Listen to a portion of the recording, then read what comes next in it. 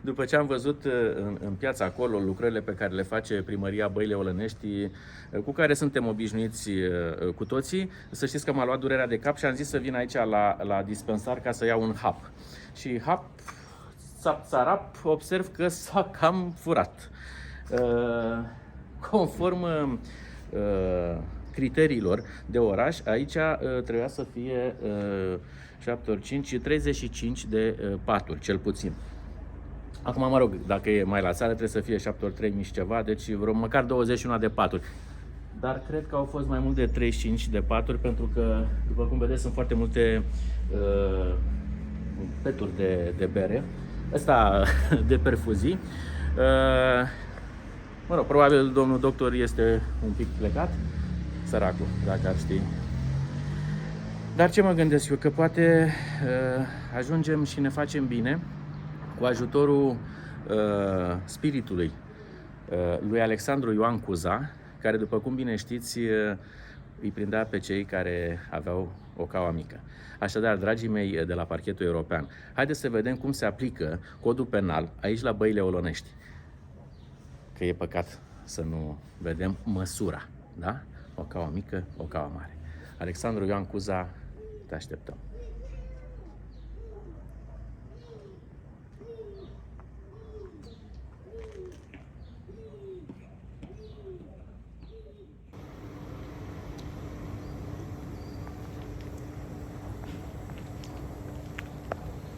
Dragii mei, minune!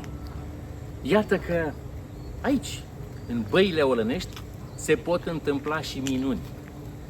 După cum vedeți, și ați văzut în episodul anterior, dispensarul, sau mai exact, fantoma dispensarului a murit.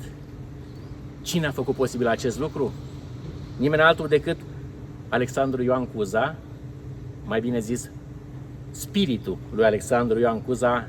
Iată că i-a trăznit până i-a nimicit.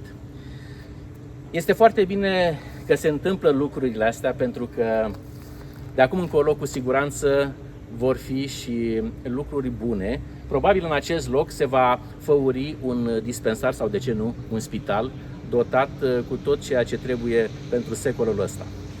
Așadar, dragii mei, mă bucur că am reușit să facem lucrurile să se întâmple. Da? Cu această ocazie îi mulțumim și doctorului Carol Davila pentru faptul că și el, cu siguranță, de acolo de unde se află el, ne-a ajutat și ne va ajuta și în continuare. Dragii mei, trebuie să ne unim cu toții ca să putem să facem ceea ce ne propunem să facem. Mergem în continuare.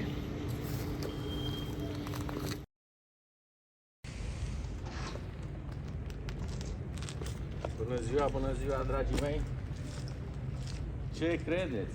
Minunea, iată, s-a înfăptuit nu în 3 zile, în 3 anotimpuri.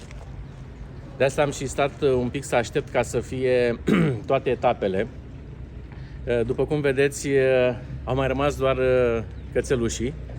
Asta este un lucru bun. O să ajungem și acolo.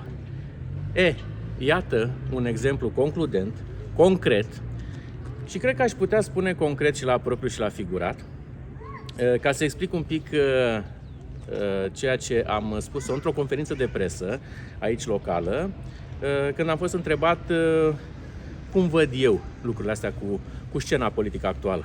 Și am spus foarte simplu: trebuie început cu asanarea actualei clase politice.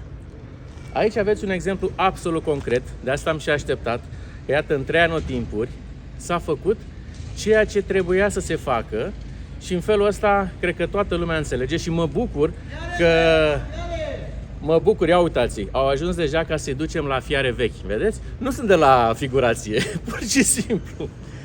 Mă bucur că până la urmă am reușit să vă dau acest exemplu concludent, prin care cu siguranță o să vă dați seama ce ar fi însemnat să construim sau să renovăm pe ceea ce era înainte. Da? Deci cam asta am vrut să vă demonstrez, de fapt nu vouă, că voi știți că noi suntem oameni dintre oameni și ceea ce mă bucură este și faptul că majoritatea ziariștilor au venit în întâmpinare și chiar încep să mă ajute în demersul meu. Așadar, dragii mei, iată că minunile se pot întâmpla. De unde începem? De aici, din Băile Olănești, cum v-am obișnuit. Și de aici, din Băile Olănești, o să mergem mai departe, pe firul apei, cum se spune.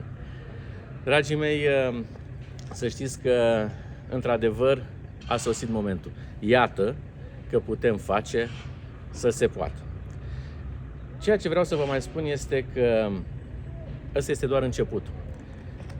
Deci după ce facem, să spunem, de la zero, cum o spuneam eu de multe ori, putem să construim, dar împreună. Noi putem face lucrurile să se întâmple. Împreună și, de ce nu, chiar prin noi înșine. Mergem mai departe. Ăsta este doar începutul.